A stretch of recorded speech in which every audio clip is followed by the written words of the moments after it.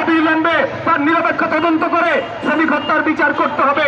একই সাথে যে নির্বাচনী দলমণ্ডল আগামীতে তফসিলের আগে পিসিসি শ্রম সংস্কার কমিশন তারা যে সুপারিশ করেছে, শ্রমিক পক্ষ থেকে যে সুপারিশ করেছে, বিগত 16 বছর ফ্যাসিবাদী আমলে হামলা মামলা শিকার হয়েছি, আন্দোলন করেছি, শ্রমিকদের ন্যায্য দাবি দেওয়ার যে কমিশন, সেই কমিশনের সুপারিশ বাস্তবায়নের দাবিতে আজকে কর্মসূচি আমরা মিছিল করেছি। এখন সমাপনী বক্তব্য রাখছেন তাসলিম আক্তার। সবাইকে অনেক ধন্যবাদ। সংগ্রামী বন্ধুরা, আমরা নীলফামারী শ্রমিক হত্যার বিচার চাই। একই সাথে তফসিলের আগে গণতান্ত্রিক শ্রম আইন এবং জুলাই সনদে শ্রম আইনের নিশ্চয়তা দেখতে চাই।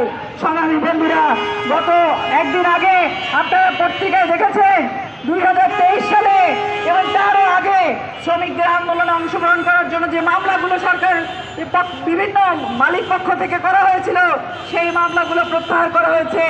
আমরা সরকারকে ধন্যবাদ জানাই। কিন্তু একই সাথে প্রশ্ন করতে চাই, আপনার পুলিশ সংস্কার হয় না কেন? একই সাথে প্রশ্ন করতে চাই, শ্রমিকের বুকে গুলি কেন?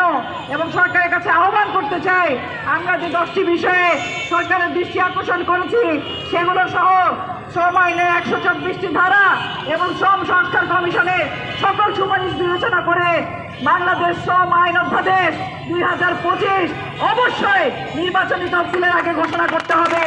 নির্বাচনের পরে এই কাজ করা যাবে না। যে কোনোভাবে আমাদের নির্বাচনে তফসিলের আগে আমরা এই শ্রম আইন দেখতে চাই। শুধু শ্রম আইন না, গণতান্ত্রিক শ্রম আইন দেখতে চাই। যেই শ্রম আইন দিয়ে শ্রমিকের অধিকার বাস্তবায়ন হবে, সেই লড়াইয়ে আপনারা থাকবেন। প্রত্যেকটা অঞ্চলে শ্রম আইন বাস্তবায়নের আওয়াজ শুনুন। তফসিলের আগে আমরা শ্রম আইন বাস্তবায়ন চাই। সেই দাবিতে আমরা আজকে ঢাকায় কর্মসূচি করেছি।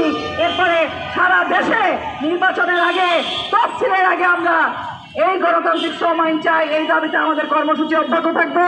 সেই কর্মসূচিতে আপনারা সবাই অংশ নেবেন, সেই আহ্বান জানিয়ে